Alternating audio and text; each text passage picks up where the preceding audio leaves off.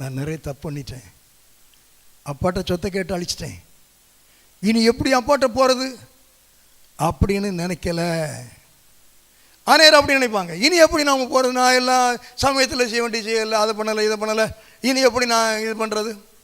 வேண்டாம், அப்படி நினைக்கண்டாம். நினைக்கிற இப்பொழுதாவது சரி பண்ணி கொள்ளலாம். ஆண்டவர் அதுக்கு எல்லாம் தயாராக இருக்கிறார். மனுஷன் தான் சரி பண்ண மாட்டான்.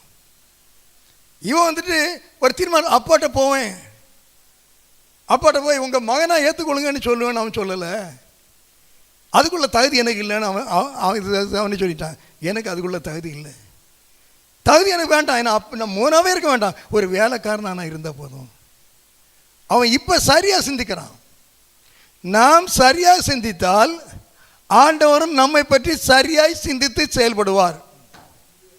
நாம் சரியாய் சிந்திக்காவிட்டால், நம்மை சிந்திக்காவிட்டால் ஆண்டவரும் நம்மை பற்றி சரியாய் சிந்தித்து செயல்பட முடியாது. இதுதான் உண்மை. ஸ்தோத்திரம்.